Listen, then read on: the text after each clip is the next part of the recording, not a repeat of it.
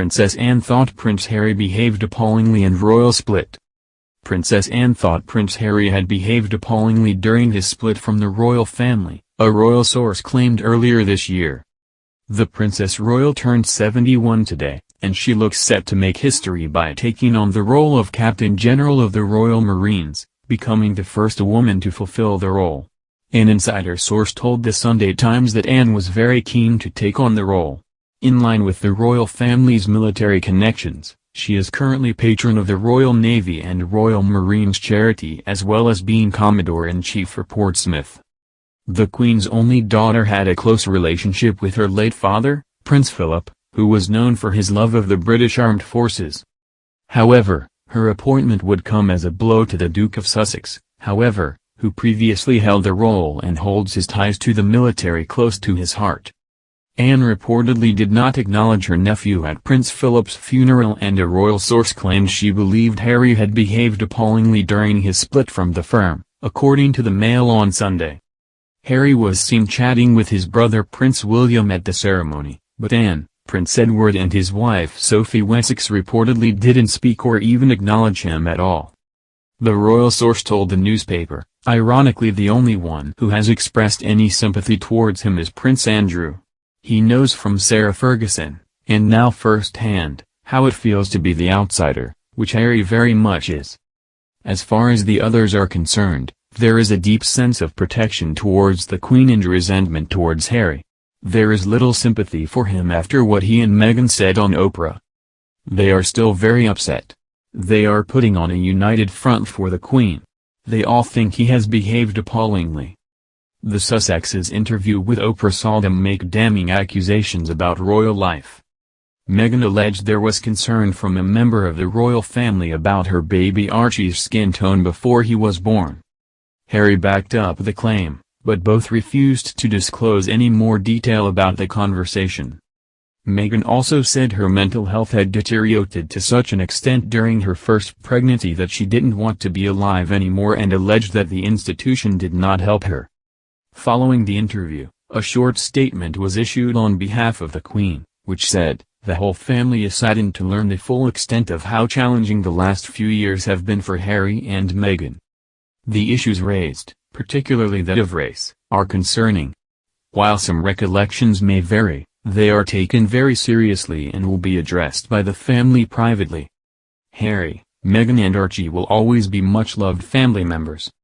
Meanwhile, Harry said his father Prince Charles had stopped taking my calls and said he felt really let down by the Prince of Wales' response to the situation. He also claimed that his father and brother were trapped within the institution.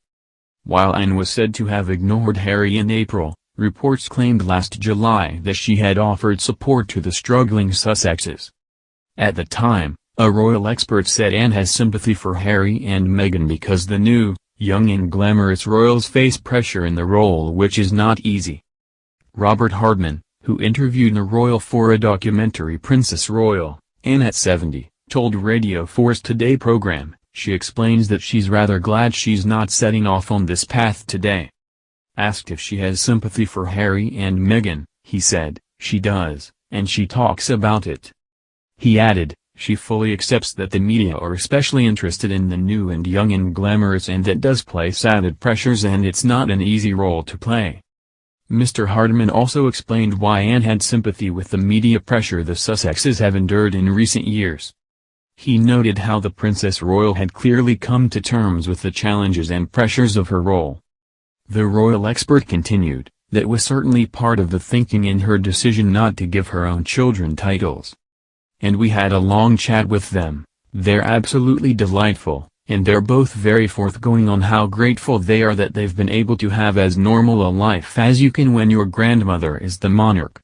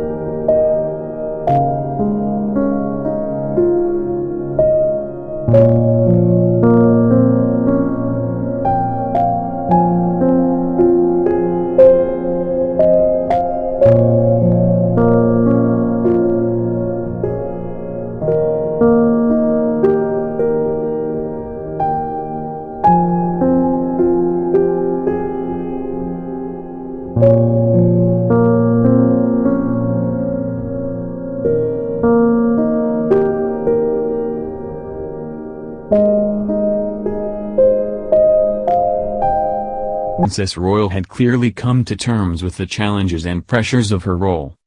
The royal expert continued, that was certainly part of the thinking in her decision not to give her own children titles.